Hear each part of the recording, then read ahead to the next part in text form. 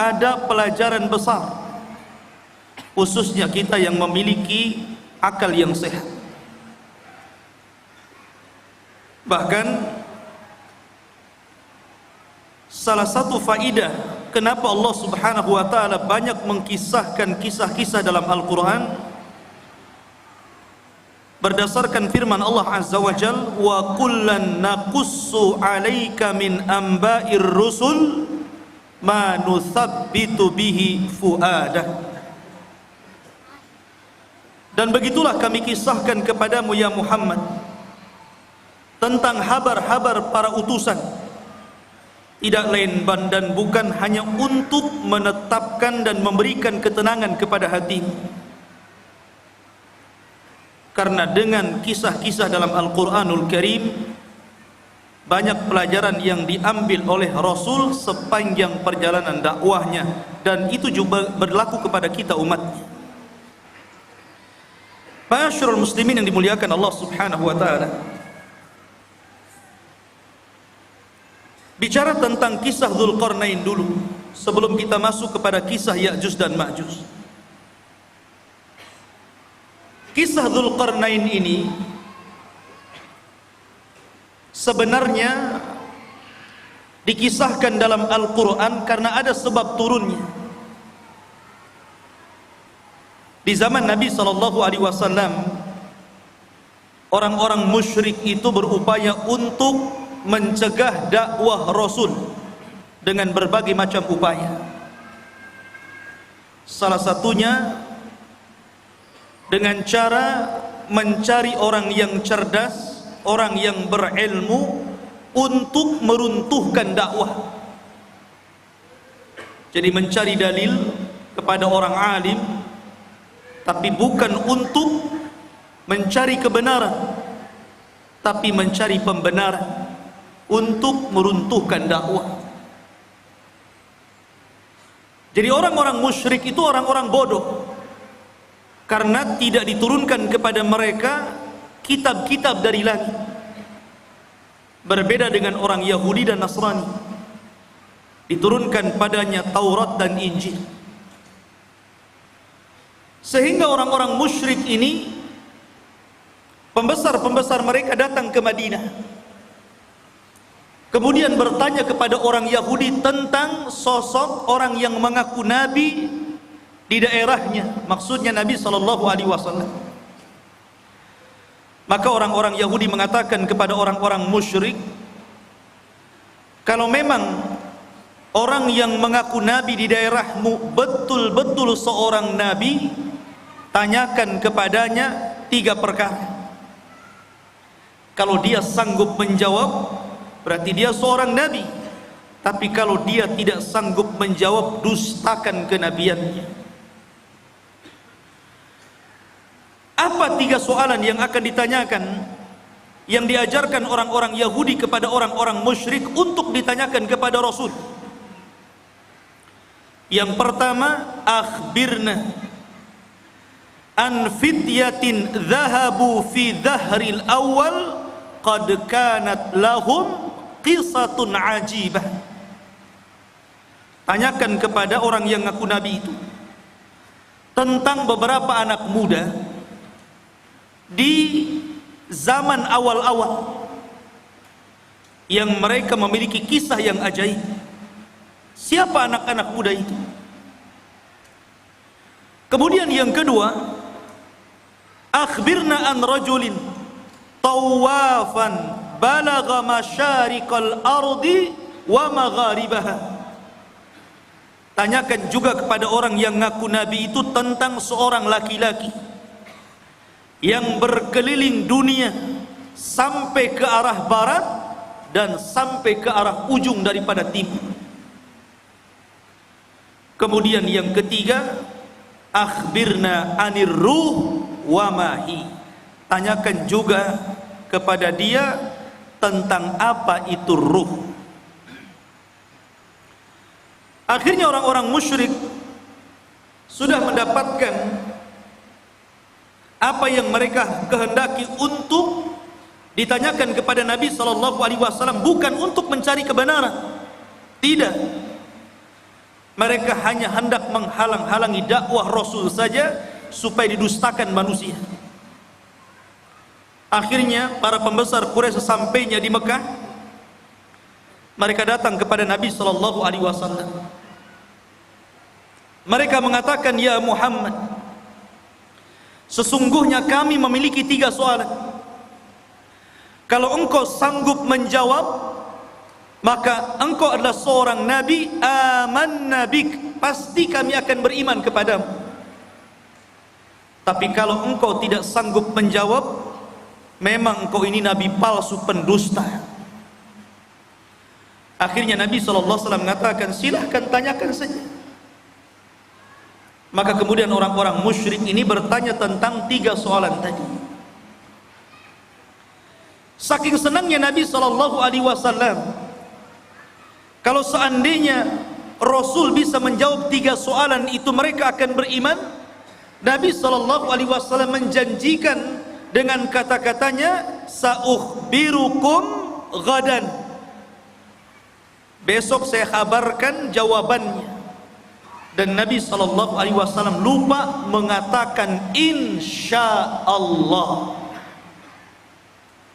Saking senangnya Nabi SAW sampai tidak mengatakan insya Allah, hanya mengatakan, "Baik, besok saya akan jawab pertanyaan." Rupanya gara-gara Nabi SAW tidak mengucapkan insya Allah, akhirnya Allah uji keesokan harinya tidak ada Jibril yang datang memberitahu jawabannya. 1 hari, 2 hari, 5 hari, 10 hari, sampai 15 hari. Sehingga mulai orang-orang musyrik menganggap bahwa Nabi ini seorang pendusta, khianat, janji malah diingkari. Dari situlah Nabi SAW sesak dadanya. Akhirnya pada hari ke-15 malaikat Jibril turun dan menurunkan surah Al-Kahfi, dan ini sebagai jawabannya. Adapun anak-anak muda yang berada di zaman awal yang mereka terjerembab dalam gua, mereka adalah Ashabul Kahfi, yang Allah firmankan, "Am hasibta anna ashabal kahfi warraqim kanu min ayatina ajaba." Apakah engkau mengira bahwa anak-anak muda yang terjerembab dalam Al-Kahfi, gua yang dalam itu, warraqim, raqim itu papan yang ada nama-nama Ashabul Kahfi, itu disebut raqim, dan itu tertera di dinding depan gua Al-Kahfi. Dan mereka adalah tanda-tanda kebesaran kami yang luar biasa, yang ajaib. Adapun anak muda yang berkeliling dunia sampai mencapai ujung barat dan ujung timur, ujung selatan dan ujung utara, adalah Dzulqarnain, di mana Allah Subhanahu wa taala berfirman, "Yas'alunaka an dzil qarnaini qul sa'atlu 'alaikum minhu dzikra." Mereka bertanya-tanya kepadamu tentang siapa Dzulqarnain. Kata Allah, katakan ya Muhammad kepada mereka, saya akan cerita, saya akan bacakan kepada kalian sedikit dari cerita Dzulqarnain. Kata-kata minhu itu menunjukkan sedikit, karena memang Al-Quran tidak panjang lebar menceritakan Dzulqarnain, tidak sebagaimana cerita Ibrahim, cerita Nabi Musa dan yang lain, hanya cuplikan kecil.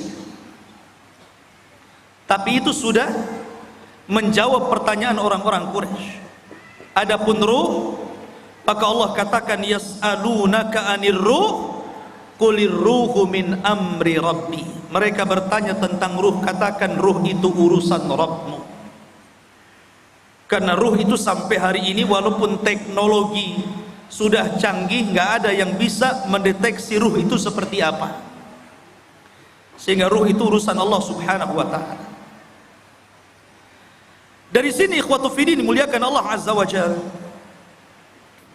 sebab cerita Dzulqarnain itu dari sebab turunnya ayat ini dari pertanyaan orang-orang Quraisy. Dan subhanallah ikhwan, gaya dakwah orang-orang Quraisy itu ditiru oleh sebagian orang-orang yang tidak suka dengan dakwah. Terkadang ada orang jahil, dia ingin menghancurkan dakwah. Caranya apa? Bertanya kepada orang alim, tetapi yang tidak sepakat dengan orang alim yang hendak dijatuhkannya. Dia hanya minta fatwa saja. Setelah dapat fatwa bukan diamalkan, tapi untuk menjatuhkan lawannya. Makanya banyak orang-orang alim yang alimnya itu bukan untuk memperbaiki manusia, terkadang untuk memecah belah manusia. Dan mereka adalah ulama ulama-ulama yang jelek. Ma'asyiral muslimin yang dimuliakan Allah Azza wa Jalla, cerita tentang Dzulqarnain ini menjadi khilaf para ulama. Apakah dia seorang raja? Apakah dia malaikat? Apakah dia seorang wali? Karena memang kisah Dzulqarnain ini kisah yang unik sekali. Bahkan Al-Imam Qatadah rahimahullahu ta'ala mengatakan bahwa di dunia ini tidak ada penguasa yang mampu menguasai sebagian besar dunia kecuali hanya 4 orang saja, yang 2 mukmin dan 2 kafir. Pertama, yang mukmin adalah Raja Sulaiman. Sulaiman menguasai sebagian besar dunia. Kemudian yang kedua, Dzulqarnain. Adapun yang kafir, yang pertama adalah Namrud, dan yang kedua Bukhtun Nasr. Ada yang mengatakan Al-Iskandar Al-Maqduni, tapi yang masyhur adalah Bukhtun Nasr. Dan keduanya kafir, baik Namrud ataupun Bukhtun Nasr yang menghancurkan Palestina itu. Lah salah satunya adalah Dzulqarnain.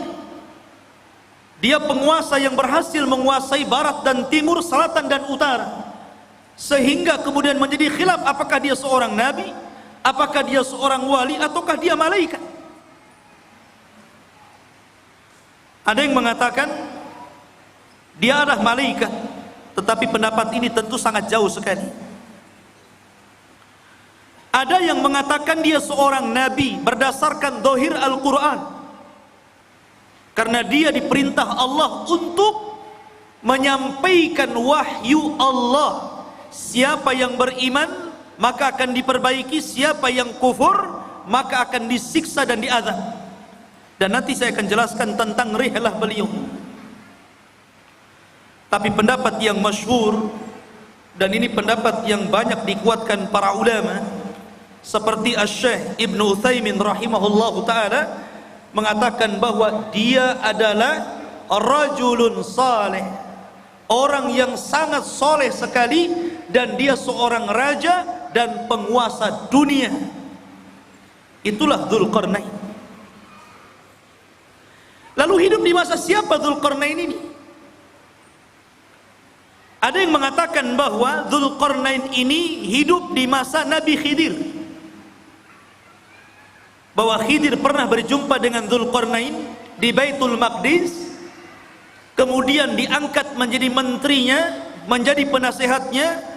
Akhirnya Dzulqarnain pun keliling dunia bersama Khidir. Ada yang berpendapat seperti ini, tetapi pendapat ini dibantah oleh para ulama yang banyak. Apalagi pendapat ini sampai mengatakan Khidir tidak mati sampai hari ini. Kemudian yang kedua, dan ini yang dikuatkan para ulama, juga dikuatkan oleh Imam Ibnu Utsaimin rahimahullahu taala bahwa Dzulqarnain itu hidup di masa Nabiullah Khalilur Rahman Ibrahim alaihi salatu wassalam. Jadi ia hidup di masa Nabiullah Ibrahim, bahkan dia pernah tawaf bersama Ibrahim dan juga Ismail di Ka'bah. Bahkan dikatakan Ibrahimlah yang menjadikan Dzulqarnain ini masuk ke dalam agama tauhid.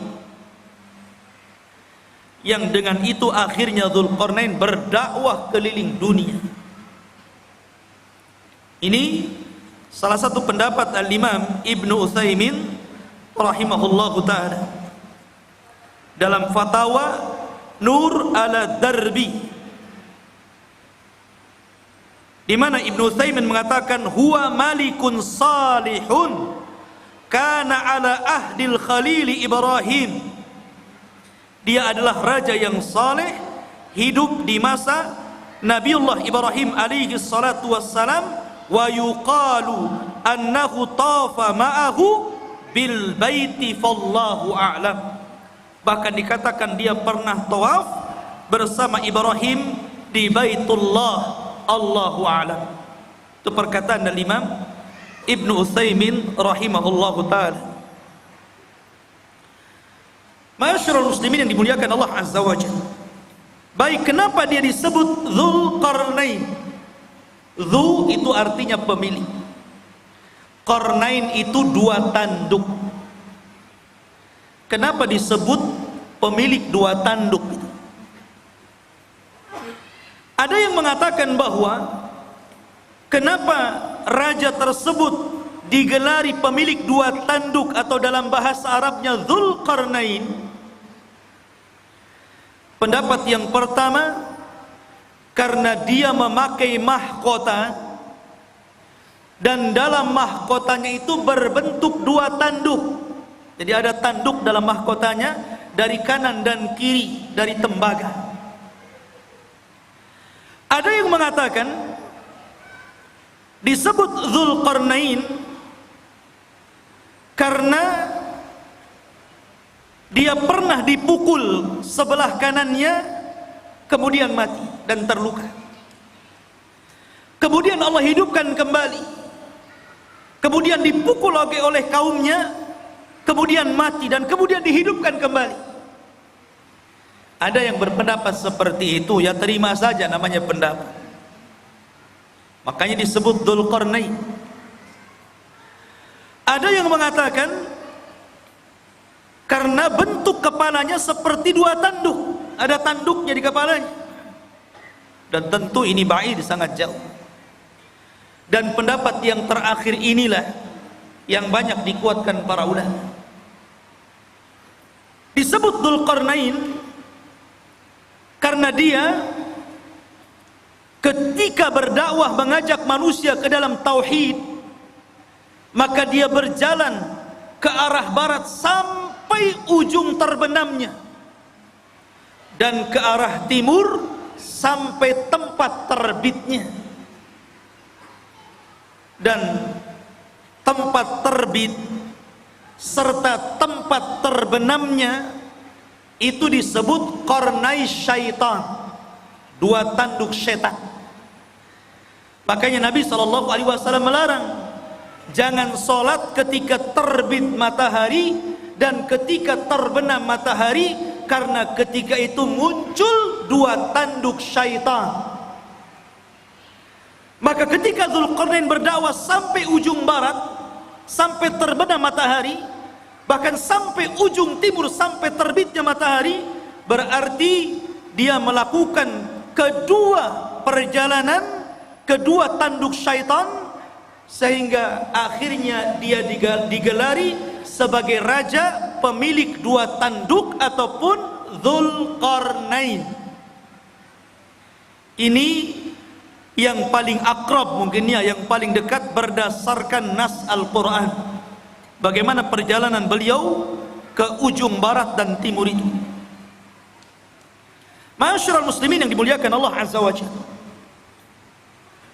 perjalanan Dzulqarnain ini adalah perjalanan yang luar biasa. seorang raja yang seluruh kekayaannya, seluruh hidupnya hanya untuk mengajak manusia kepada tauhid. Makanya kalau kita cerita para raja, saya kira di negeri kita saja cerita para raja banyak ya. Ada Raja Majapahit, ada raja ini, raja itu. Di negeri kita paling banyak cerita raja itu. Kata Syekhul Islam Ibnu Taimiyah rahimahullahu ta'ala, sesungguhnya apabila kita cerita tentang Raja Dzulqarnain, sesungguhnya tidak ada kisah yang lebih indah, yang lebih baik melebihi kisahnya Raja Dzulqarnain, karena banyak ibrah dan pelajaran. Bahkan kisah Dzulqarnain ini sangat menginspirasi bagi dakwah Nabi sallallahu alaihi wasallam. Karena turunnya cerita Dzulqarnain ini di saat sulit-sulitnya Nabi dalam berdakwah. Jadi ketika Nabi sallallahu alaihi wasallam mengalami keperitan dakwah, kesulitan dakwah, tiba-tiba Allah Subhanahu wa ta'ala turunkan ayat dan menceritakan tentang kisah Dzulqarnain. Seolah-olah turunnya ayat ini memberikan solusi kepada Nabi sallallahu alaihi wasallam dalam dakwahnya. Bahkan disebutkan oleh Safiyur Rahman Al-Mubarakfuri dalam sirah nabinya, ada pelajaran besar. Kenapa kisah Dzulqarnain ini diturunkan kepada Nabi sallallahu alaihi wasallam di saat kesulitan Rasul dalam berdakwah? Apa hikmahnya? Beliau mengatakan, seolah-olah Allah Subhanahu wa ta'ala menjanjikan kepada Rasul bahwa kelak kekuasaan Rasul sallallahu alaihi wasallam akan sama dengan kekuasaan Dzulqarnain. Ketika Dzulqarnain berkuasa sampai ujung barat dan timur, maka kelak juga apa yang dibawa Nabi sallallahu alaihi wasallam pun akan sampai kepada ujung barat dan timur. Makanya Nabi sallallahu alaihi wasallam mengatakan, innallaha zawaliyal ardu fara'aitu masyariqaha wa magharibaha. Sesungguhnya Allah lipatkan bumi, kata Nabi sallallahu alaihi wasallam kepadaku, sehingga aku melihat ujung barat dan ujung timur. Padahal Rasul tidak pernah seperti Dzulqarnain ke ujung barat dan timur kan? Rasul tidak pernah ke Indonesia saja, nggak pernah. Tapi Nabi SAW diperlihatkan ujung barat dan timur, seolah-olah kekuasaan Nabi SAW akan sampai ke ujung barat dan ujung timur. Dan itu menjadi sebuah kenyataan. Islam hari ini berada di mana-mana. Di daratan Eropa, Afrika, Asia, semua ada Islam. Ma'asyiral muslimin yang dimuliakan Allah Azza wa Jalla. Itulah hikmahnya tentang kisah ini diturunkan kepada Nabi sallallahu alaihi wa ala alihi wasallam. Adapun tentang nasab beliau, nasabnya Dzulqarnain ini. Siapa Dzulqarnain ini? Siapa namanya? Keturunan siapa dia? Ada yang mengatakan bahwa Dzulqarnain ini satu di antara raja-raja Yaman. Artinya dia bukan raja di luar daripada Arab, tapi Dzulqarnain itu raja Arab karena berasal dari Yaman. Karena rata-rata raja Yaman itu kalau menggelari rajanya selalu diawali dengan kalimat Dzu, seperti Dzu Nuwas yang pernah menguasai Himyar Yaman ya. Maka raja-raja yang diawali dengan kalimat Dzu berarti menunjukkan raja itu adalah raja Yaman, dan dia keturunan dari kabilah Qahtan, dan kabilah Qahtan itu keturunan daripada Nabiullah Daud alaihi salatu wassalam. Dan ini pendapat yang kuat, karena banyak orang-orang yang kemudian meneliti, membaca, berusaha untuk menggali siapa Dzulqarnain itu, sehingga kemudian muncul Katanya Dzulqarnain itu adalah seorang raja yang pernah hidup di Cina, dan tembok yang dibangun untuk mengurung Ya'juj dan Ma'juj itu ya tembok Cina itu. Ada yang berpendapat seperti itu, sehingga kemudian orang-orang mengatakan Ya'juj dan Ma'juj itu orang Cina karena temboknya di sana. Ya. Satu. Ada yang mengatakan bahwa Dzulqarnain itu satu raja yang pernah menguasai Persia. Dan ada juga yang mengatakan bahwa Dzulqarnain adalah Iskandariyah Al-Maqduni Al-Yunani, murid daripada Aristoteles, seorang pencetus filsafat Yunani.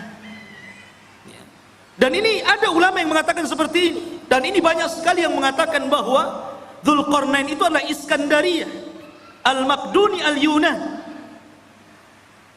yang pernah menguasai Cina, menguasai India, kemudian juga pernah menguasai Persia dan Romawi. Jadi kekuasaannya besar Iskandariyah Yunani ini, Al-Maqduni. Tapi pendapat ini dibantah para ulama. Salah satunya adalah Al-Hafidh Ibnu Hajar rahimahullahu ta'ala membantah. Kenapa? Karena jarak antara munculnya Raja Dzulqarnain dengan Iskandariyah Al-Maqduni Al-Yunan ini jauh sekali. Iskandariyah ini datang setelahnya 2000 tahun, karena dia hidup di zaman yang dekat dengan Isa bin Maryam, dan dia adalah murid daripada Aristoteles. Yang kedua bantahannya, Al-Iskandariyah Al-Maqduni atau Al-Yunan ini dia seorang kafir, tetapi Dzulqarnain adalah raja yang beriman, bukan raja kafir. Yang ketiga, Dzulqarnain orang Arab. Adapun Iskandariyah Al-Maqduni Al-Yunan bukan orang Arab, tapi orang Mesir. Dan inilah yang kemudian dikuatkan oleh Al-Hafidh Ibnu Hajar, Al-Hafidh Ibnu Katsir, dan juga Al-Imam Ibnu Taimiyah rahimahullahu ta'ala membantah pendapat bahwa Dzulqarnain itu adalah Raja Iskandariyah Al-Maqduni Al-Yunan, karena itu hidup di zaman mendekati Isa bin Maryam. Sementara pendapat yang kuat sebagaimana dikemukakan oleh Al-Imam Ibnu Utsaimin bahwa Dzulqarnain itu hidup di masa Ibrahim. Nggak ketemu. Dari sini Dzulqarnain Raja Iskandariyah lah. Tidak ada hubung kait antara Iskandariyah dengan Dzulqarnain. Ada sebuah asar dari turjumanul Quran Abdullah bin Abbas radhiyallahu an, walaupun asar ini fihi nazar, ada pandangan para ulama bahwa usia dakwah daripada Dzulqarnain itu 500 tahun, 500 am. 500 tahun dia berdakwah. Dan wajar, karena usia zaman dulu kan panjang-panjang, lain dengan usia umat sekarang. Makanya di zaman itu pernah ada seorang wanita menangisi anaknya yang meninggal. Dia menangis di kuburan karena meninggal anaknya. Saking sayangnya kepada anaknya, dia menangis di kuburan. Akhirnya dikatakan kepada ibu tersebut, "Kenapa Anda menangis wahai ibu?" Maka ibu itu mengatakan, "Ya, aku baru saja kemalangan, anakku meninggal dunia. Baru saja anakku meninggal dunia dan aku sedih karena peninggalannya." Akhirnya kemudian ditanyakan, "Berapa usia anakmu yang meninggal itu?" Maka ibu tersebut mengatakan, "Sittina sana, 60 tahun." 60 tahun masih bayi. Di zaman dulu. Kalau di zaman sekarang janggutnya sudah sampai Usaha, dah kakek 60 tahun dah mau mati, ya kan?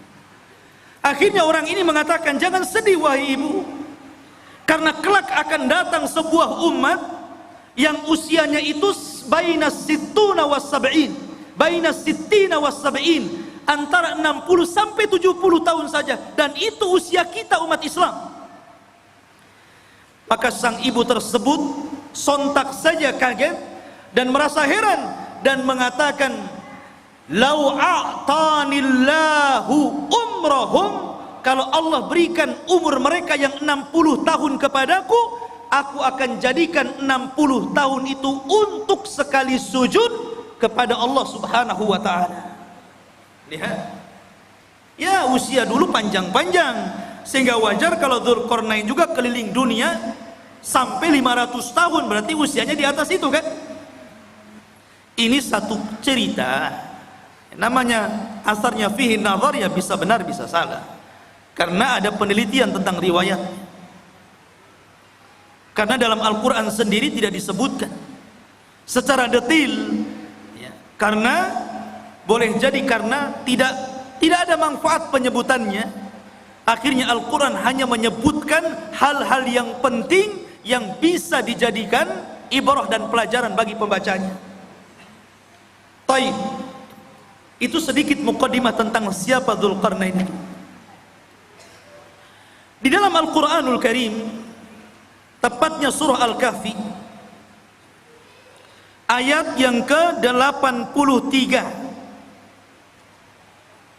ayat yang ke-83 Allah katakan, yas'alunaka an dzil qarnaini, mereka bertanya-tanya kepadamu ya Muhammad tentang siapa Dzulqarnain itu.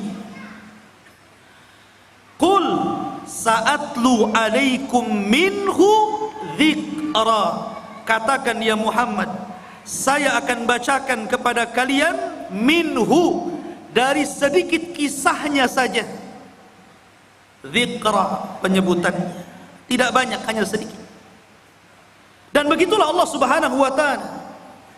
Terkadang Allah Subhanahu wa ta'ala menyebutkan kisah-kisah para nabi.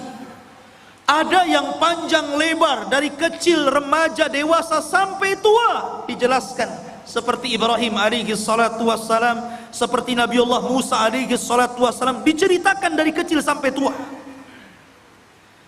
Ada yang diceritakan secara global saja. Salah satunya adalah kisah Dzulqarnain, hanya cuplikan saja. Tapi ada nabi-nabi yang kita kenal namanya, termasuk salah satu nabi daripada nabi-nabi 25 nabi dan rasul yang disebutkan nama dalam Al-Quran, 18 namanya terdapat dalam surah Al-An'am, dan lebihnya tersebar dalam beberapa surat, sehingga sempurna 25 nama nabi dan rasul. Itu pun tidak semua diceritakan, seperti Dzulkifli, tidak ada ceritanya, hanya namanya saja disebut. Yasa ada mana namanya disebut, tapi tidak ada ceritanya dalam Al-Quran, baik sedikit ataupun banyak. Dari sini menunjukkan bahwa Allah berfirman, Allah mengatakan, rusulan qad qasasnahum alaika min qablu wa rusulan lam naqsushum alaika wa kallamallahu Musa taklima. Dan ada rasul-rasul yang kami ceritakan kisahnya, tapi ada juga rasul-rasul yang kami tidak ceritakan kisahnya. Tapi kita wajib beriman adanya para rasul dan nabi itu.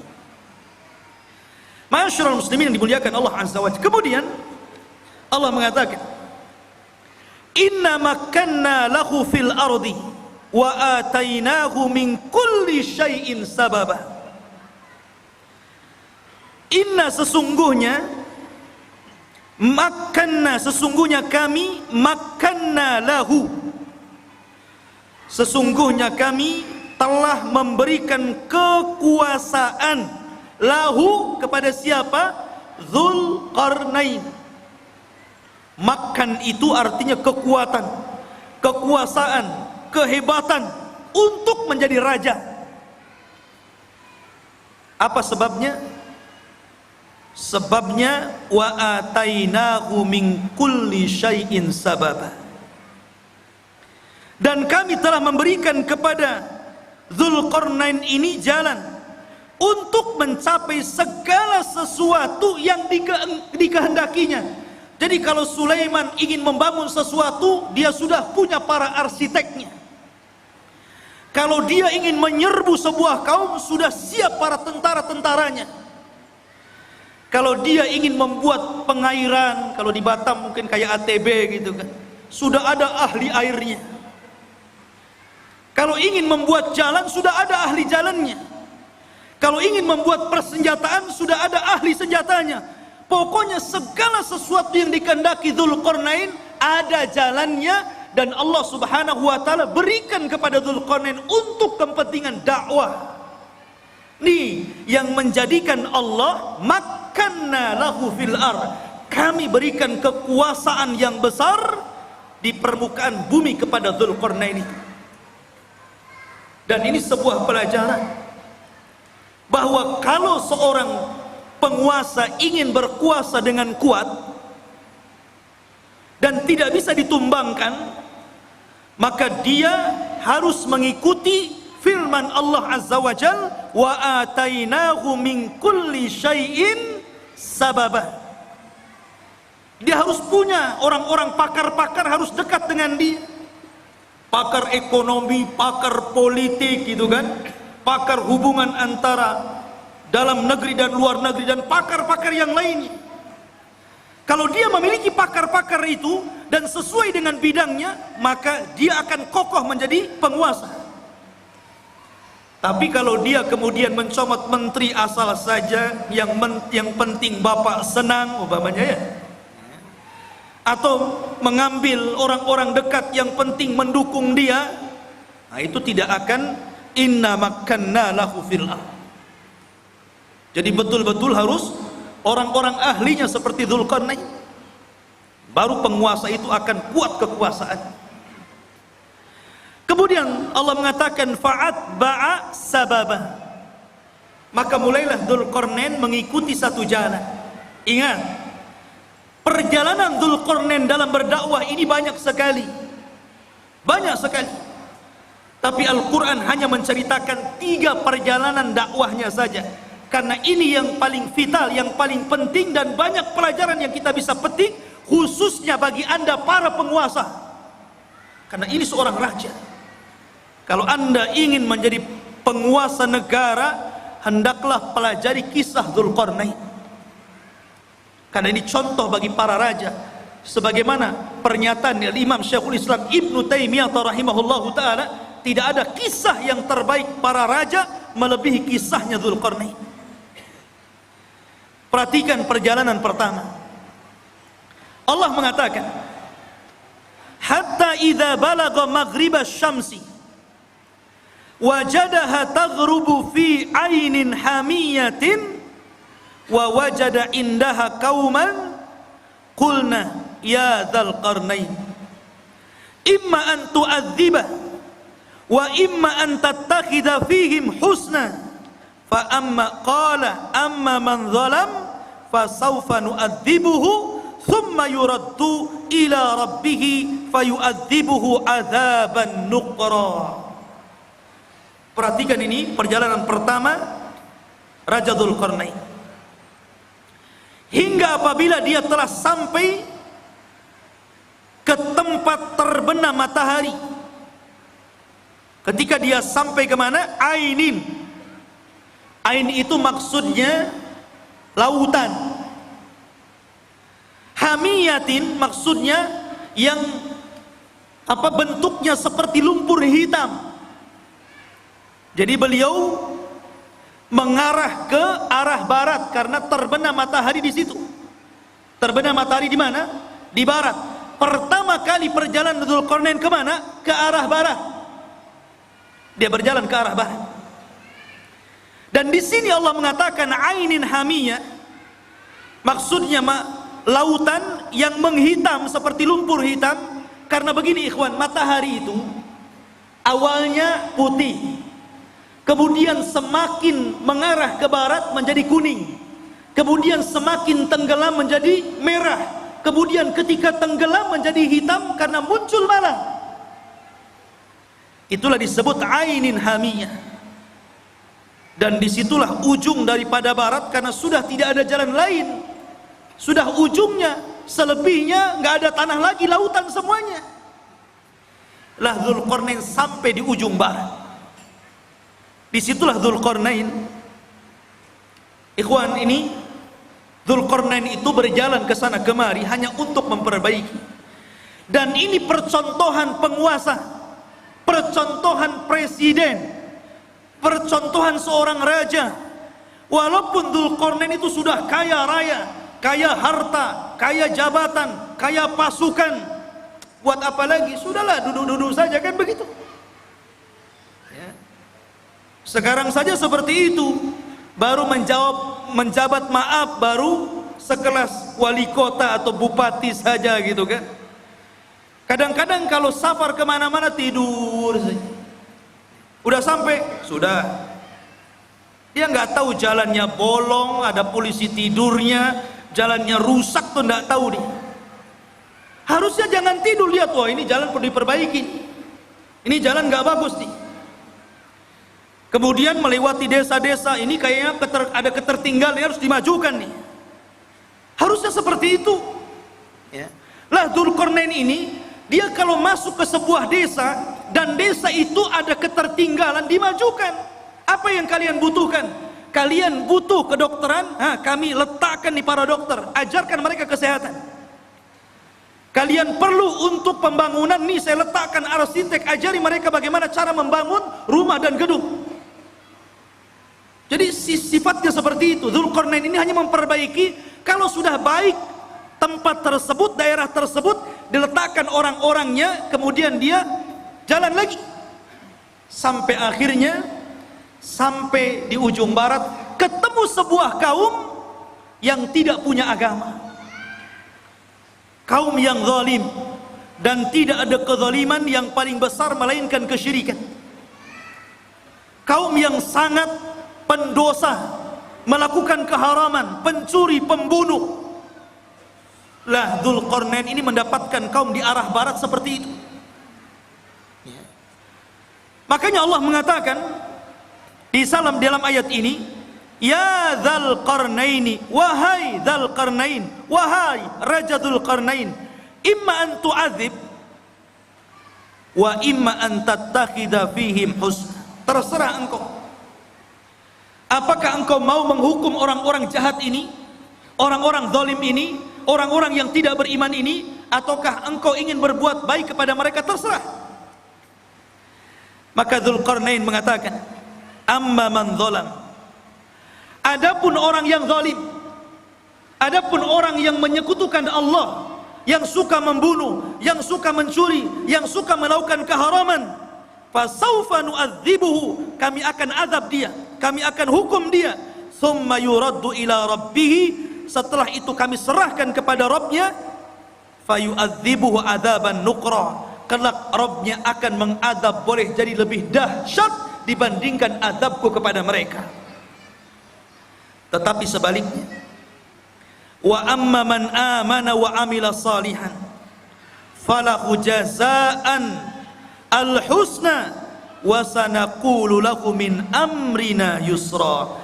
Adapun yang nurut dengan perintahku, akhirnya beriman, beramal saleh, maka mereka akan mendapatkan balasan yang baik, dan kami katakan kepadanya, dari perkara kami mudahkan segalanya. Jadi kalau memang dia mengikuti dakwah Dzulqarnain, mau mentauhidkan Allah, mau melakukan amal saleh, mau melakukan amal kebaikan, dan mengikuti arahan-arahan Dzulqarnain, maka Dzulqarnain akan membangun qaryah tersebut, daerah tersebut akan dibangun, akan difasilitasi, akan dibangun dan ditebarkan pendidikan, dakwah, pembangunan dan yang lainnya. Itulah Dzulqarnain. Dia tidak diam, dia jalan-jalan ke sana kemari, dan itu salah satu sifat seorang penguasa. Harus jalan-jalan melihat kondisi rakyatnya. Lihat Ibnul Khattab, Umar Ibnul Khattab. Malam-malam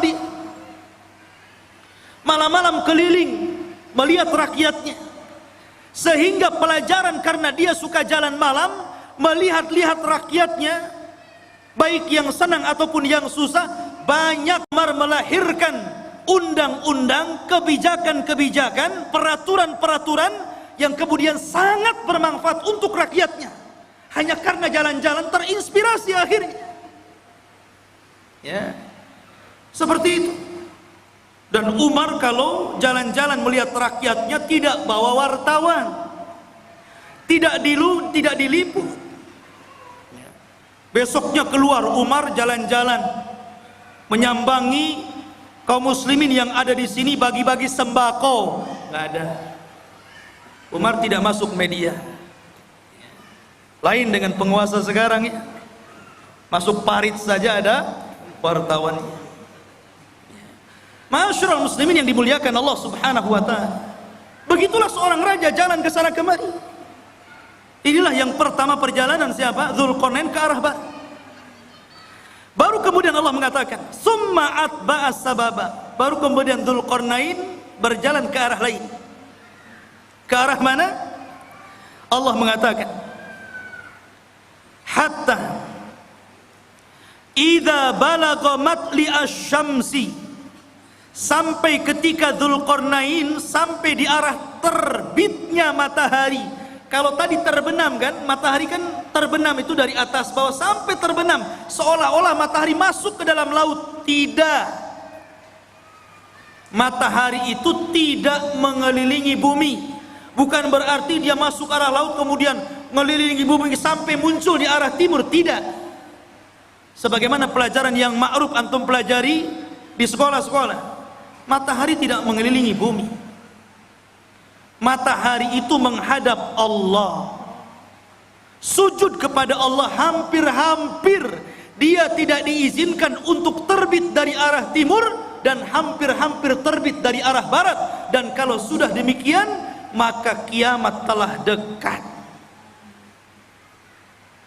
Lah Dzulqarnain sampai di ujung matahari terbit, akhirnya artinya arah timur, karena terbitnya matahari itu di timur. Ya. Disitulah kata Allah berfirman, wajadaha tatlu ala qaumin lam naj'al lahum min duniha sitra. Subhanallah. Maka kemudian ketika dia menempuh jalan, dia mendapatkan sebuah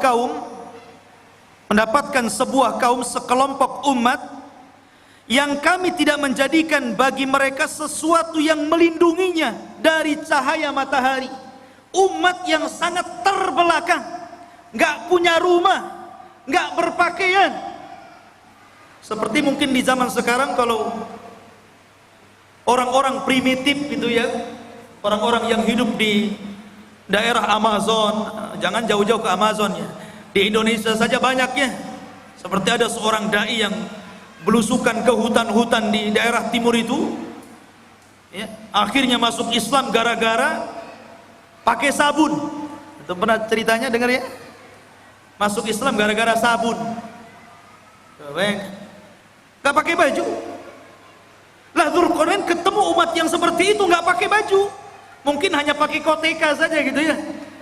Dan subhanallah, nggak punya rumah. Kaum itu tidak ada rumah. Mereka tidur sembarangan gitu kan, kadang di bawah pohon. Nggak punya rumah. Bukan berarti tidak bisa membangun rumah, belum sampai ilmu kepada mereka bahwa mereka itu perlu rumah dan bagaimana cara membangunnya nggak tahu, itu masalahnya. Dan mereka juga tidak pakai baju, tidak pakai celana, auratnya tampak. Bukan berarti sebelum orang-orang itu sebelumnya manusia telanjang, tidak. Karena Nabi yang pertama kali mengajari untuk menjahit siapa? Nabi Idris. Dialah Nabi yang pertama kali mengajari umat untuk menjahit pakaian. Nabi Idris. Tapi bukan berarti sebelum Idris sampai kepada Adam telanjang, tidak. Pakai baju juga, cuman mereka bajunya ditempel-tempel, ditali-tali gitu saja, tidak dijahit.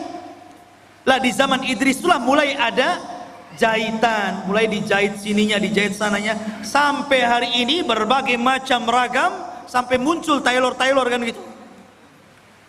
Tapi yang pertama kali menjahit siapa? Idris. Lah di zaman Dzulqarnain ini ada kaum dari arah timur itu nggak pakai apa-apa, auratnya nampak, nggak punya rumah, kasihan. Ya. Kemudian kadzalika wa qad ahadna bima ladaihi khubra. Kadzalika, begitulah sesungguhnya ilmu kami meliputi segala apa yang ada padanya. Maknanya akhirnya Allah Subhanahu wa taala menjelaskan bagaimana Dzulqarnain diberikan kemampuan oleh Allah untuk memperbaiki umat itu. Pelan-pelan Dzulqarnain mengajarkan bagaimana cara membuat rumah, kemudian bagaimana cara berpakaian, kemudian diajak untuk beriman kepada Allah. Akhirnya mereka pun beriman kepada Allah lewat dakwah Dzulqarnain. Dari sini menunjukkan bahwa kekuasaan itu dicapai untuk dakwah. Jangan antum memilih penguasa kalau tidak ada kepentingan kepada agama. Itu catatannya. Kalau antum hendak memilih penguasa, cari penguasa yang condong ke dalam Islam, yang mau memperjuangkan Islam, yang mau mengangkat harkat derajat para ulama dan orang-orang yang cinta para ulama. Siapa penguasa yang dekat dengan Islam, memperjuangkan Islam, kita pilih. Begitu. Itu barometernya. Kita tidak mengatakan si A ataupun si B, satu ataupun dua, tidak. Pokoknya siapa di antara penguasa itu, oh yang satu ini kalau jadi Islam remek nih, Islam akan diganti nih. Kalau yang ini minimalnya Islam akan baik, Islam tidak akan diganggu, Islam akan jaya. Kita pilih yang cenderung dengan agama. Karena memang kekuasaan itu alat untuk berdakwah. Itulah Dzulqarnain, dijadikan alat kekuasaannya untuk berdakwah dalam rangka mentauhidkan Allah, mengajak manusia ke jalan Allah Subhanahu wa taala. Harusnya seperti itu.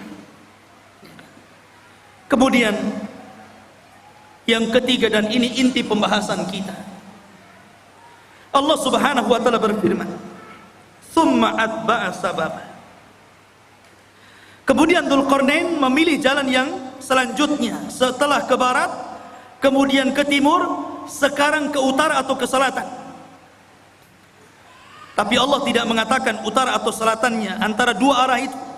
Cuman Allah mengatakan hatta idza balagha baina saddaini wajada min dunihima qauman la yakaduna yafqahuna qaula. Hingga apabila Dzulqarnain sampai di antara dua buah gunung yang sangat tinggi dan besar, dia mendapati di hadapannya sebuah kaum yang hampir-hampir kaum itu tidak paham apa yang diucapkannya, nggak ngerti bahasanya itu, aneh bahasanya. Mungkin bahasa kita ini bahasa planet, ngomong apa nih, saya nggak paham. Kita aja di Indonesia, kadang-kadang dialognya orang Jawa dengan orang Medan itu beda kan? Beda, kadang-kadang orang Medan nggak paham bahasa Jawa, orang Jawa nggak paham bahasa Medan. Sampai saya dengar iklan di radio itu kan aneh-aneh. Beli es pak, kata orang Jawa, sampun telas. Iya segelas katanya. Bilang sampun telas, dibilang satu gelas. Boten enten, ya pakai santen gitu. Wong Medan, oh kok tahu kamu saya orang Medan gitu. Ya. Kadang-kadang nggak nyambung tuh. Itu dialog Jawa dengan Medan nggak nyambung tuh. Sampai dijelaskan oleh Imam Ibnu Katsir dalam Bidayah wan Nihayah, Sampai Dzulqarnain itu untuk memahami bahasa orang itu memerlukan 10 penerjemah.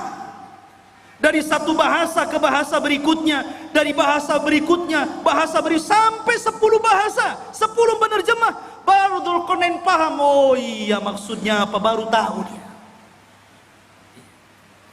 Bahasanya susah dipahami. Ya. Rupanya Dzulqarnain paham keinginannya. Apa keinginannya? Dikemukakan dalam Al-Quran. Qalu, mereka berkata, ya Dzulqarnain, inna Ya'juj wa Ma'juj mufsiduna fil ard, fahal naj'alu laka kharjan ala an taj'al bainana wa bainahum sadda. Ini keinginannya, dan ini erat kaitannya dengan kisah Ya'juj dan Ma'juj.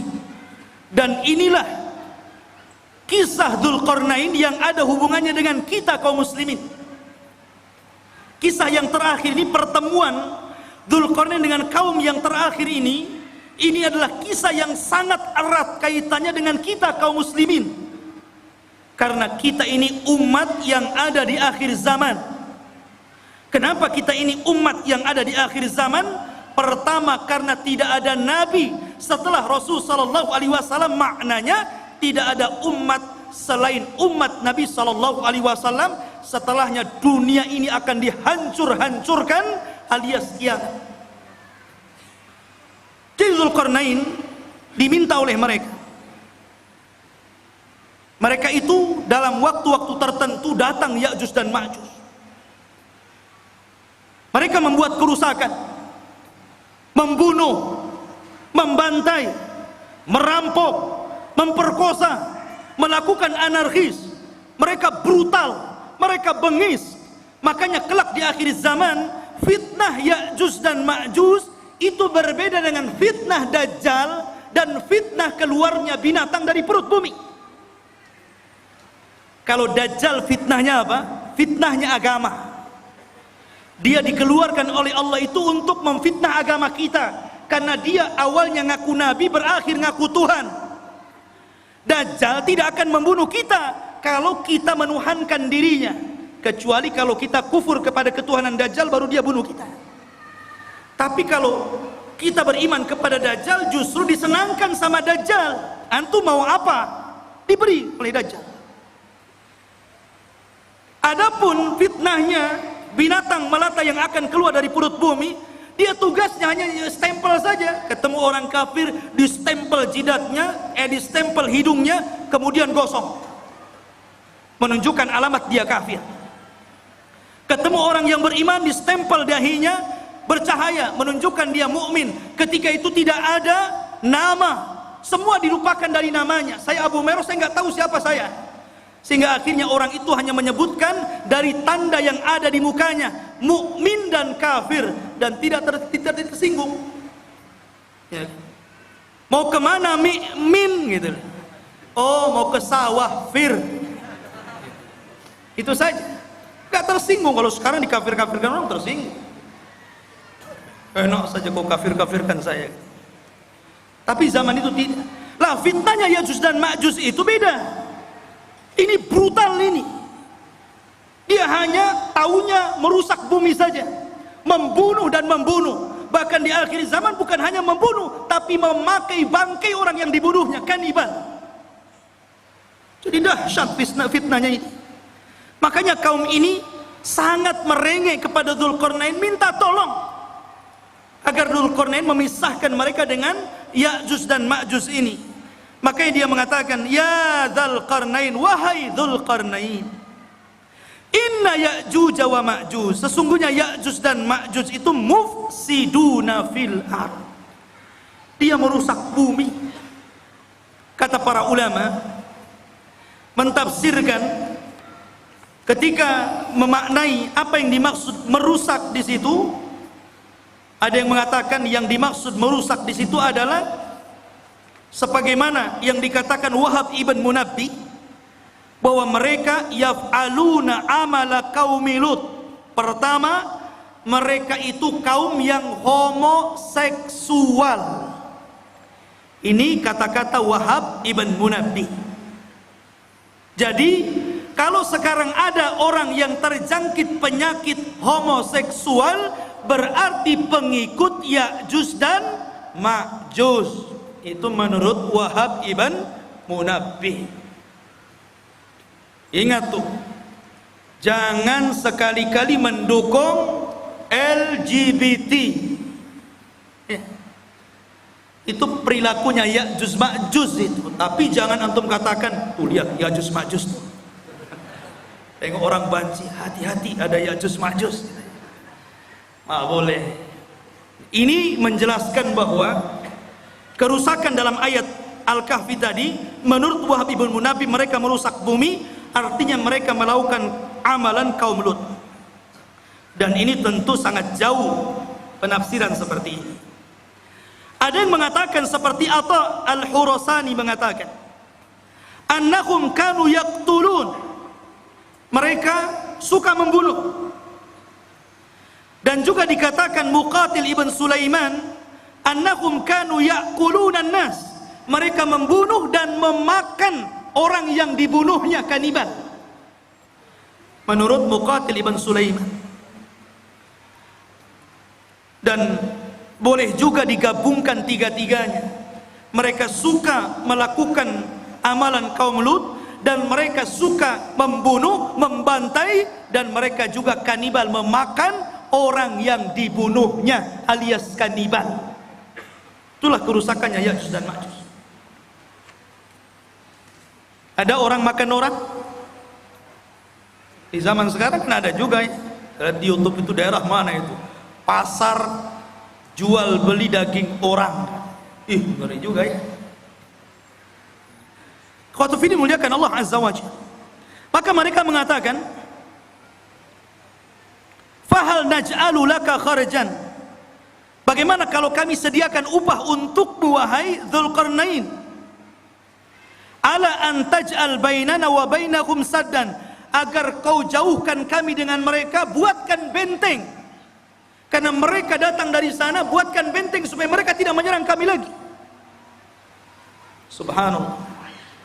Mereka siap menyediakan upah kepada Dzulqarnain.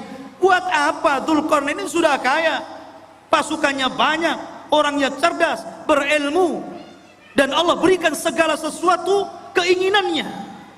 Buat apa upah?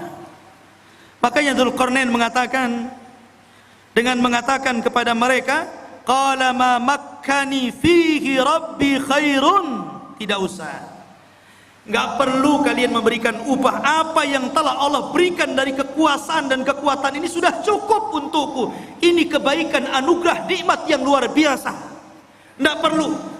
Nih, seorang raja harus seperti itu. Jangan menyusahkan masyarakat, harus memberikan kesenangan kepada masyarakat. Ma'asyiral muslimin yang dimuliakan Allah Azza wa Jalla. Tetapi Dzulqarnain hanya mengatakan, fa'inuni biquwatin aj'al bainakum wa bainahum radma, tetapi tolong bantu aku, sediakan orang-orang kuat di antara kalian untuk kerja bakti bersamaku. Nanti aku akan jadikan antara kalian dengan Ya'juj dan Ma'juj itu dinding pemisah, supaya dia tidak menyerbu kalian lagi. Inilah jiwa besar seorang pemimpin, ya, membangun sebuah bangunan yang luar biasa, yang belum pernah dibangun orang-orang sebelum dan setelahnya. Bahkan bangunan itu sendiri tidak tahu siapa yang tahu, nggak ada yang tahu. Sampai sekarang kan nggak ada yang tahu, walaupun berbagai macam ilmuwan meneliti. Dengan kecanggihan alat-alat di zaman sekarang, dengan teknologi transportasi yang memudahkan mereka untuk berpindah satu negeri ke negeri yang lainnya, sampai sekarang masih gaib, masih belum ditemukan, agak-agak kira-kira saja, mungkin di sini, mungkin di situ.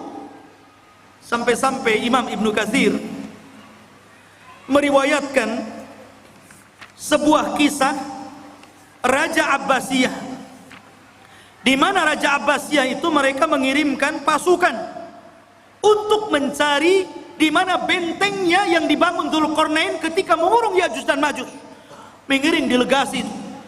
Dan dikatakan oleh Raja Al-Wathiq ketika itu sebagai penguasanya, sebelum kau ketemu benteng itu jangan pulang.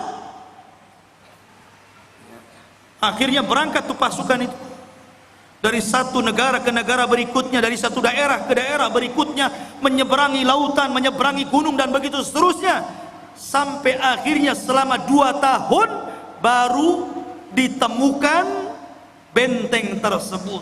Tapi Ibnu Katsir sendiri tidak menyebutkan sanad riwayatnya, sehingga tidak bisa dijadikan pegangan kisah ini. Allahu a'lam ada di mana. Yang jelas sudah ada, ya.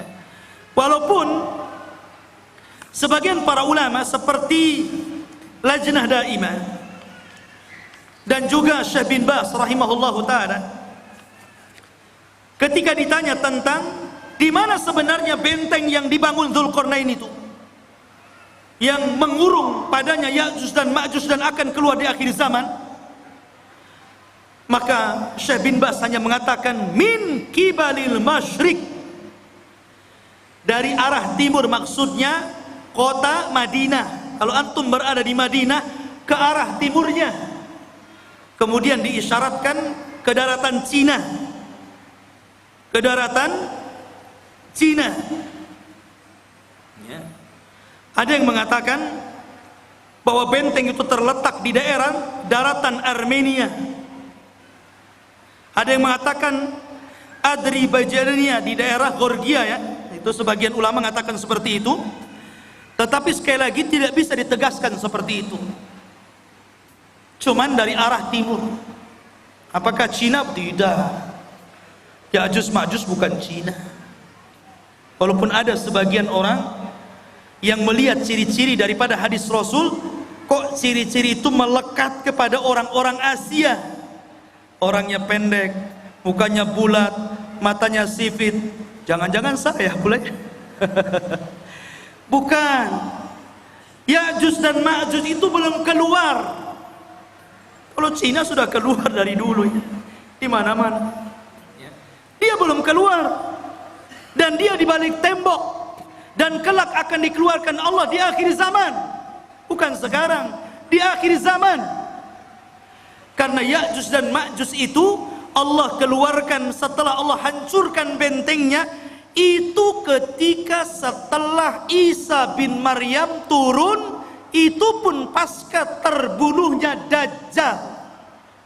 Dajjal dibunuh dulu, baru setelah itu selang beberapa waktu Isa dan kaum muslimin diuji lagi oleh Allah, tiba-tiba runtuh daripada apa yang sudah dibangun Dzulqarnain, sadnya ini, bendungannya ini, bentengnya ini. Akhirnya dari situ min kulli hadabin yansilun, maka mereka keluar dari benteng itu seperti bah yang turun dari bukit, saking banyaknya gitu. Keluar semuanya. Karena dalam riwayat Abdullah bin Umar radhiyallahu an, di antara mereka Ya'juj dan Ma'juj itu dikisahkan bahwa tidak mungkin mati seorang Ya'juj dan Ma'juj itu kecuali kalau seandainya mereka telah mendapatkan 1000 keturunan baru mati, ya. Jadi kalau seandainya keturunannya sudah 1000 baru dia mati. Itu dalam sebuah athar. Makanya wajar kalau jumlah mereka banyak. Ketika Adam alaihi salatu wassalam dipanggil oleh Allah dan mengatakan, ya Adam, akhrij bi'thanna, wahai Adam, keluarkan utusan-utusan neraka. Adam kaget, ya Rabb, wa ma bi'thun nar, apa utusan neraka itu? Maka Allah mengatakan, setiap 1000 penduduk neraka keluarkan 1 orang dan masukkan ke dalam surga. Artinya 999 masuk neraka dan 1 masuk surga. Ketika itu Allah mengatakan kepada Adam, 1 dari kalian dan 999 dari Ya'juj dan Ma'juj. Jadi jumlah mereka banyak. Jadi kalau antum mau perang dengan Ya'juj dan Ma'juj itu, satu dari antum dikeroyok dengan 999 Ya'juj dan Ma'juj. Kira-kira menang atau keok tuh? Antum 10 orang saja mati antum. Apalagi 999 lawan satu kan gitu. Lain kalau antum lawannya pakai rudal. Kalau tangan kosong nggak mungkin antum. Tapi di zaman itu nggak ada rudal, nggak ada nuklir. Semua kembali kepada peralatan manual, pedang, panah, tombak, kuda, unta, sehingga susah melawan mereka. Dan itulah apa yang disabdakan Rasul, akan muncul sebuah kaum yang tidak bisa engkau perangi. Makanya wahai Isa, selamatkan kamu dan selamatkan sebagian dari yang selamat dari kaum muslimin, bersembunyilah di bukit Tur. Akhirnya Isa pun menyembunyikan diri dan kaum muslimin di bukit Tur. Dzulqarnain ini akhirnya membuat benteng yang sangat kokoh sekali. Kemudian sifat bentengnya dijelaskan. Atuni zuburul hadid hatta idza sawa baina as-sadafaini qala anfuhu hatta idza ja'alahu naran qala atuni ufrig alaihi qitra. Maka Dzulqarnain berkata, berikanlah kepadaku potongan-potongan besi, sehingga apabila besi itu telah sama rata dengan kedua puncak gunung, seolah-olah main las, kayak orang ngelas itu kan. Besi itu dibuat, ditancap-tancapkan, kemudian dilas satu dengan yang lainnya, sehingga menjadi sebuah benteng. Kemudian ketika tinggi besi itu sama dengan gunungnya, berkatalah Dzulqarnain, tiupkanlah api. Hingga apabila besi itu sudah menjadi merah seperti api, dia pun berkata, berikanlah kepadaku tembaga yang mendidih, agar kutuangkan ke atas besi panas tersebut. Kokoh sekali. Inilah dinding yang tidak bisa dijebol. Sampai Ya'juj dan Ma'juj sendiri gak bisa jebol dinding itu. Di zaman Nabi SAW, Rasul pernah mendengar sebuah gelegar suara yang menggelegar. Kata Sofia, kata Nabi kepada Sofia, wahai Sofia, tahukah kamu suara apa ini? Kata Sofia mengatakan, tidak tahu, Allah dan Rasulnya yang tahu. Kata Nabi, itulah suara bentengnya Ya'juj dan Ma'juj. Dan dia berhasil melubangi. Kemudian Rasul menyebutkan seperti ini, dia sudah bisa melihat kita dari lubang seperti ini. Jadi Ya'juj dan Ma'juj itu sudah bisa melubangi seperti ini, kata Rasul, ngeker dari dalam. Ini Abu Fulan, ini Abu Fulan, ya. Dikeker. Dan subhanallah, karena kokohnya benteng itu, Ya'juj Ma'juj itu setiap hari melubangi untuk keluar dari situ. Jadi kalau di pagi hari dia datang dengan kumpulan-kumpulan arsitek khusus yang melubangi gua itu dari kalangan Ya'juj dan Ma'juj, mereka ngebor tuh dengan alat yang mereka punya. Ketika sudah kecapean gitu kan, hampir mereka sedikit lagi, dan waktu sore mereka kemudian kembali ke rumahnya.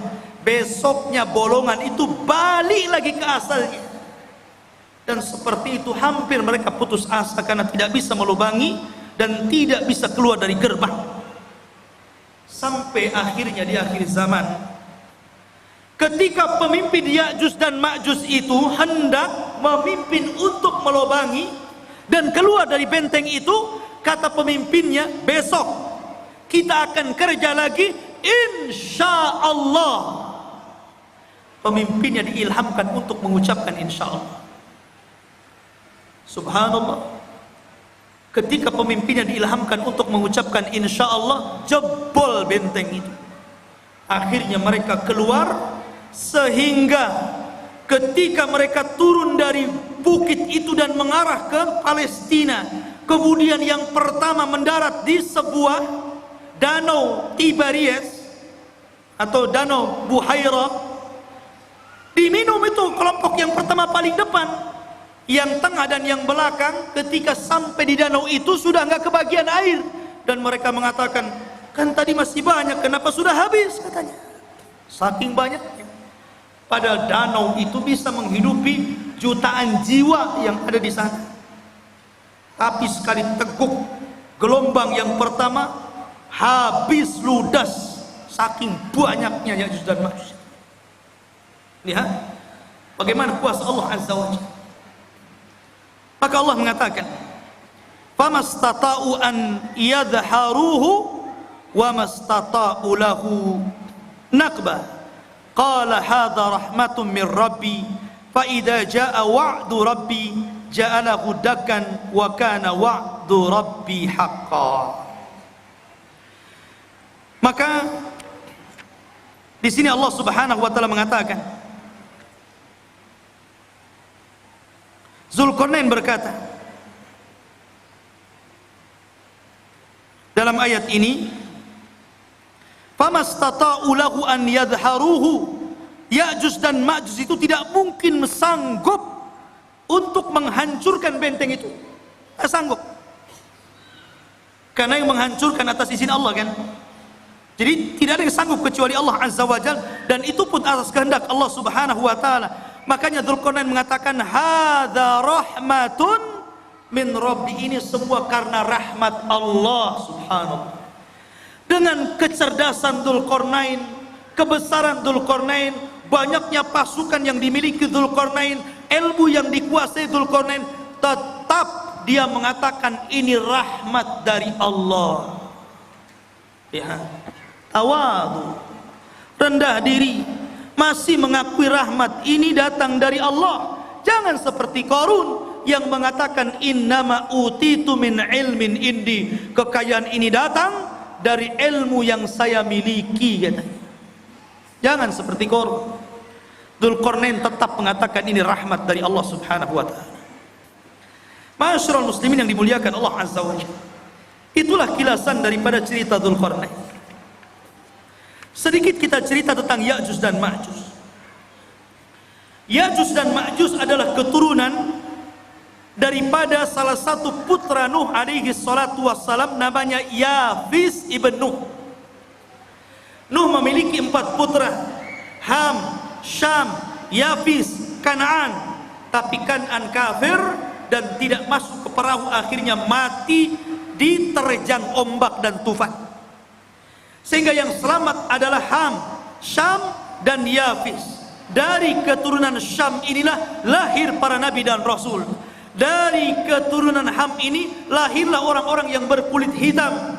Dan dari keturunan Yafis inilah lahir bangsa Asia, salah satunya kabilah Ya'juj dan Ma'juj.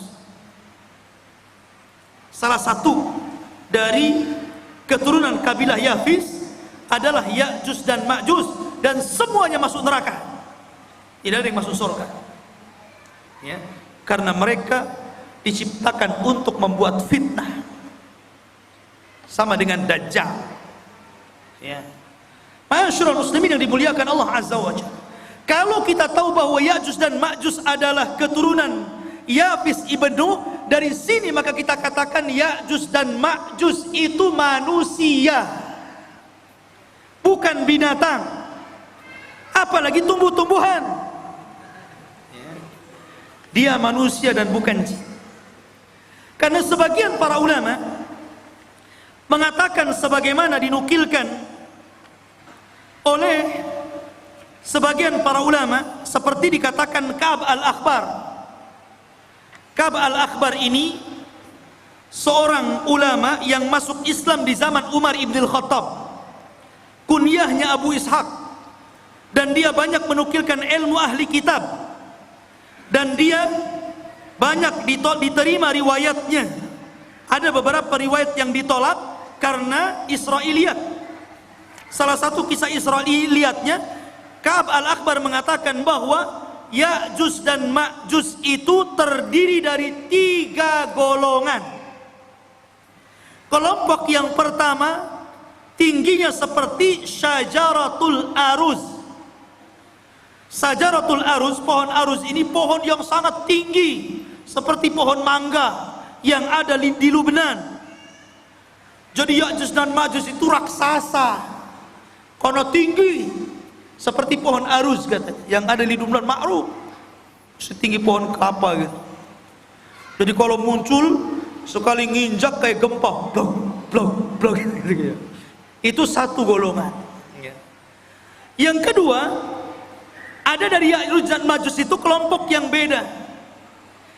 Dia memiliki tingginya 4 hasta dan lebarnya 4 hasta. 1 hasta itu setengah meter. Kalau 4 hasta berarti 2 meter. Tingginya 2 meter, lebar badannya 2 meter. Kotak. Ya kan? Tinggi 2 meter, badan 2 meter, 4 persegi namanya. Ya. Sepompong. Kemudian yang ketiga, katanya dia adalah makhluk yang memiliki 2 telinga yang lebar. 1 telinganya untuk mencari mangsa dan 1 telinganya untuk selimut badannya ketika tidur. Saking lebar telinganya itu. Semana itu bentuknya. Ini satu pendapat dari Ka'ab al-Akhbar. Ada juga pendapat dari Abdullah bin Abbas radhiyallahu an mengatakan, Ya'juj dan Ma'juj itu bukan besar, tapi dia orang kerdil. Ada satu kelompok itu tingginya cuma 1 jengkal, ada yang 2 jengkal, paling tinggi 3 jengkal. Segini, tinggal ditendang saja. Itu satu pendapat. Tapi yang jelas bahwa ini hanya ijtihad para ulama. Pendapat yang kuat kita mengambil berdasarkan zahir hadis. Ketika Nabi SAW menjelaskan tentang ciri-cirinya, bahwa dia adalah dzulful unub, pesek hidungnya, sigharul uyun, sipit matanya, kemudian wujuhuhum kal mijanil mutraqa, wajahnya seperti tameng bulat gitu kan. Kemudian juga disyaratkan seperti bangsa Turk, bangsa orang-orang Mongol. Kayak kita lah persis mukanya, ya kan? Jadi dia manusia, ya, bukan seperti yang diceritakan Ka'ab al-Akhbar atau riwayat daripada Ibnu Abbas radhiyallahu anhu. Tapi dia manusia yang akan keluar, tapi manusia kanibal, manusia beringas, manusia sadis, barbar. Oh, jadi dia taunya membunuh saja. Makanya ketika benteng itu dihancurkan, maka mereka menyerbu setiap kampung. Ya ummul arda, mengelilingi bumi sampai mungkin ke Batam juga tuh. Ya tuh. Ya. Itu semua orang-orang di luar jenisnya itu dibunuh, dibantai. Sehingga ketika itulah Allah memerintahkan kepada orang-orang yang beriman dan Nabi Isa alaihi salatu wassalam agar bersembunyi saja, jangan dilawan karena tidak akan menang.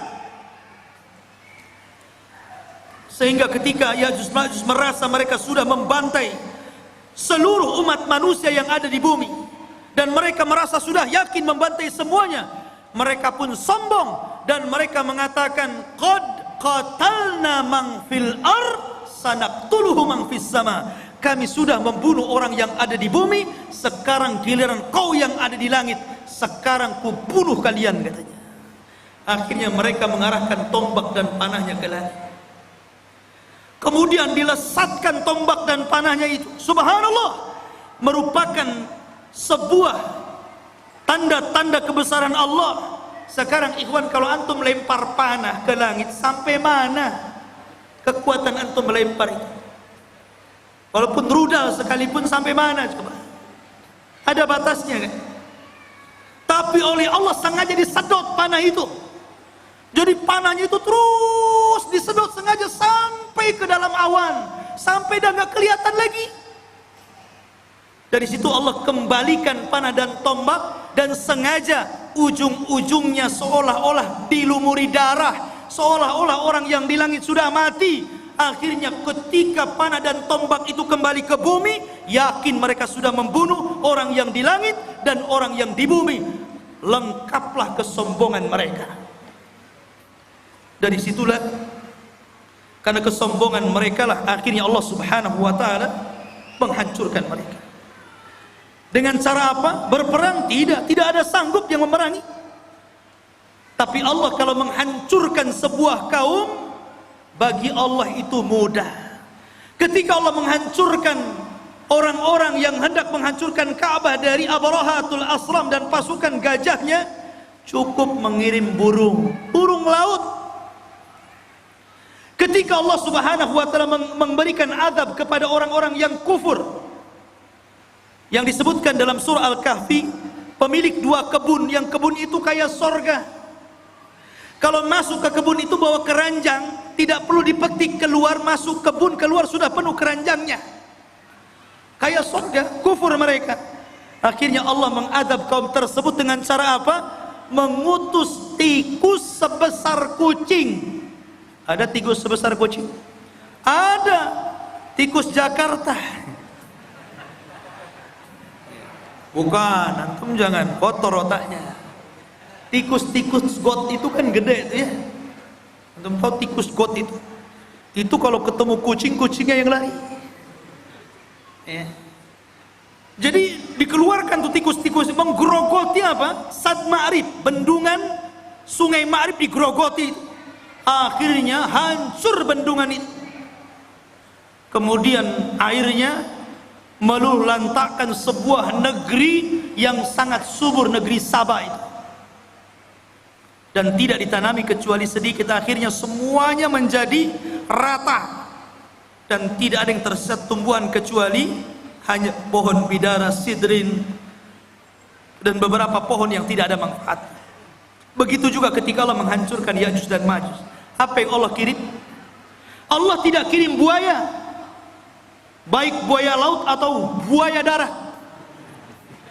Allah tidak kirim harimau, Allah tidak kirim gajah, tapi Allah kirim ulat nagab, dud. Itu yang dikirim. Ketika Ya'juj dan Ma'juj tertidur di malam hari, rupanya Allah kirim ulat kemudian masuk ke dalam tengkuknya. Ketika ulat itu masuk ke dalam tengkuknya dan menjadi virus dalam badannya, tiba-tiba satu Ya'juj dan Ma'juj mati dan meninggal dunia. Seperti antum mematikan gardu listrik, satu mati, mati semuanya. Ya kan? Jadi satu Ya'juj Ma'juj mati, mati semua. Subhanallah. Ya. Tetapi yang kerepotan Nabi Isa, cemana membuang bangkainya setiap satu jengkal ada di permukaan bumi itu. Akhirnya kemudian Isa berdoa agar Allah membersihkan bangkai-bangkainya.